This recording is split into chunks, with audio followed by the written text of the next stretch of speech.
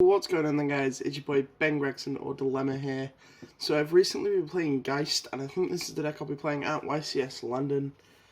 I'm just going to get into the deck list. So this is for the new format, and also it's relatively budget, so there's no copies of Infinite Impermanence in here.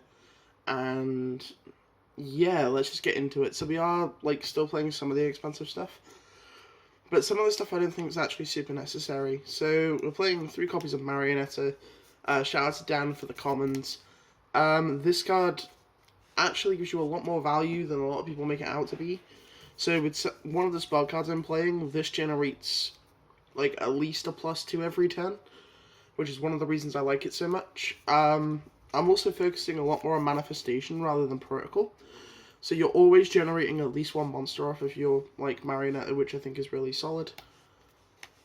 3 Melee Seek. So there's a couple of combos you can do, where if you end on this and this at the end of your opponent's turn, you can go +5 during the next turn, which is pretty ridiculous. It also helps you out floodgates, and it sends Dingisu to the graveyard rather than destroying it, which is really important for the Orcus matchup. It's kind of weak against Striker, but the whole deck's weak against Striker except for the floodgates you play. So, and you lose to Striker because they're playing there can only be one. So the side deck's kind of dedicated to the Striker matchup. Not that I think it'll be bigger next format, or the format that we're coming into for YCS London. So things are prospect to change, but you definitely don't want to play less than 3 Melee Seek and 3 Marionetta. Next we got 2 Silkwatters. So the thing about Silk is, because I'm playing multiple copies of Manifestation, it's not bad to open this. There's been times where I've genuinely wanted to play 3 because I'm also playing 2 Conqueror. So if you open Conqueror plus Silkwatters, you have 2 points of interaction during your opponent's turn, just from opening these 2 cards. Also, these are always good to shuffle off of Personal Spoofing. So I am playing 3 copies of Personal Spoofing, which I think is necessary now. So you always want to open an Altergeist monster to go with your other trap cards. And these just seem to be, they're better than the level 1 guy. I was playing the level 1 guy for a little while. But I feel like Silk and Conqueror provide a lot of value. This also negates Orcus Babel, which is super strong in the Orcus matchup. So yeah, that's it. And then obviously the one of Multi-Faker. Not much to explain here. Multi-Faker going to 1 really didn't change much. In fact, I think the deck's more consistent now. So when you open multiple copies of Multi-Faker, you basically lost the game. You hard draw it less, so having to open cards to get to Multi-Faker is a lot more important, which makes Personal Spoofing a lot more important. But because I'm playing multiple copies of Manifestation, this is always coming back every turn, and this is always generating value every single turn. So that's it for the Altergeist monsters. We're playing 11 of them. Then onto the hand traps. We're just playing 3 Ash and 2 Ogre. I don't know how impactful Ogre is going to be moving into the next format. So these may become Veilers or DD Crows. But I think it's mandatory to play the 3 Ash Blossoms right now. I'm not playing Infinite Impermanence, simply because I wanted to make more room in my trap lineup for cards that did more. You can make an argument that the value you get off of Infinite Impermanence is really high, especially when you open Infinite Impermanence Multi-Faker, but that only happens 7% of the time that you open 2 of those, and sure, if you ever do that, you do just auto-win the game most of the time, and it's you've opened Exodia. But opening Exodia, 7% of the time won't guarantee you anything in a large event. So, yeah, that's it for the monsters. 3 Extravagance, there's nothing to explain here, it's just a super strong card. The 1 Duality and 1 1-for-1. Now, honestly, I want to cut this Duality, but I can't find anything other than, Upstart Goblin to replace it with. But the Upstart conflicts with Extravagance, so I don't want to cut this completely. It helps in Game 2 and Game 3, and, the further you get into games, this is a lot stronger. Past Game 1, you're searching for your additional side deck cards, so I don't think I'm gonna cut this. The 1-for-1 is really good, so there are hands where you open, say, Ash and the 1-for-1, and and say you open like any other altergeist monster, so say you've opened this and like a personal spoofing, you can get so much value out of specifically this 1 for 1, and you don't always have to resolve it. Like sometimes it does just sit in your macro, but this allowing you to push going second is super valuable, so I don't think I'd ever cut it. There's also a couple of like little combos where you end on a couple of points of interaction because you open this card.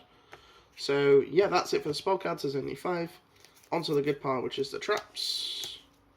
3 spoofing. Don't really need to explain this. 2 manifestation. So manifestation's actually a lot stronger. So it's a worse card to open than protocol is, but either way, you need an Altergeist monster to resolve either of these. Whereas if you open this and Silquatus, there's a couple of points of interaction. So if you open this with either of these two, you can link this off, search a multi-figure, and then bring it back with this. So your multi-figure has a guaranteed trigger. Or you can link this into Almirage and have a guaranteed bounce for the next turn. So even if you do brick, you do get a point of interaction out of it, which I think is super strong.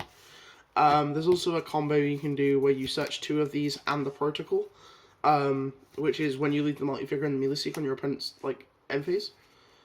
But that comes up quite often. But I don't think I'd ever play a second protocol. Like there's one on the side deck at the moment, but I don't think main decking a second protocol will ever be necessary. So that's the Altergeist traps. 3 vac. This card is insane. So, you know, Silk gets a lot of value. Well, why not just play more copies of Silk, but in a trap card? This stops you dying, so when your opponent, like, makes Boral Sword, you can just bounce it back to their hand, and they, like, lose all their OTK potential, and then they just pass. And because you're playing a grindy deck, instead of having to use your manifestation to bring back a monster, to, like, chomp block from the Boral Sword, you can just compulse it back to their hand, and their OTK pushes over. This is slightly weaker against Striker, but most of the time they're like stealing your shit with Widow Anchor, and you can put it back in your own hand, which comes up quite often. And also, it comes up, so in the grind game, you'll have situations where you'll still have a Silk left in deck, and you'll have your multi-figure on field. And what you can do is you can compulse your own multi-figure, and because it's in hand on the resolution, you can then special the multi-figure back again, which gets you your multi-figure melee seek thing, which comes up quite often as well. 2 Crackdown. I'm still on the fence about this card. So I originally hated it, and then we got into more of a link-centric format, and I was like, oh, cool, so I can just use this as a Widow Anchor, essentially. Like, it doesn't negate the effect, but the idea behind it is you can steal your opponent's dude, and then make Ningirsu to out, like, weird stuff that your deck usually can't kill. Also, you can steal Galatea and put a Ningirsu on top of it, which is something I'm considering for YCS London, depending on how relevant I think the Orcus deck is going to be. You can also steal your opponent's Nibiru token, because sometimes you just can't clear it, so when you Nibiru them, you can steal the token, because you can't clear it half the time. That's it, 2 Crackdown, 3 Judgment, I don't think I need to explain this. 2 Strike, heavily debating cutting Strike now. There's not many situations where Strike's good. Like, Strike may become Torrential Tribute, depending on how the format shapes up, and how testing goes over the weekend. The thing about Strike is, it's super strong going first, but I think it is the worst card in the deck going second. Like, it's insane going first because you can, like, halt something and it just completely stops it. But, like, in the mid to late game, drawing this card, and you're like, oh, I wish this could have been any other card in my deck. And, like, if this is Torrential late game, you can really punish your opponent for overextending, because, like, on the resolution of the Torrential, you can summon out Multi-Faker and do the whole bounce thing. Whereas this is slightly weaker, but it's strong against Pendulum, which is the main reason I'm still playing it, because I think Pendulum will pick up. So whether or not I play this over Torrential will come with testing, but for now Strike's been kind of average, but it's okay. 2 Duster and the 1 Order. So this is purely to make your Striker matchup better. and also your matchup against True Draco is actually kind of wank, so you need to, like, get rid of problem cards. Duster comes up, and, like, because I'm not main decking Trap Trick, which is probably, like, the one downside of my list, I wanted to play cards that were proactive, but I think Duster has a, like, higher place in the format than any other trap that I can think of, other than maybe Infinite Impermanence, but like I said, I don't particularly like Imperm as a card, in specifically Geist anyway. So that's it for the main deck, just 40 cards. For the extra, Almirage and 3 Link Karibo. I can't find my 3rd Link Karibo anywhere, which is kind of sad, but we've got a shiny back of a card. That's all you need for your Link ones.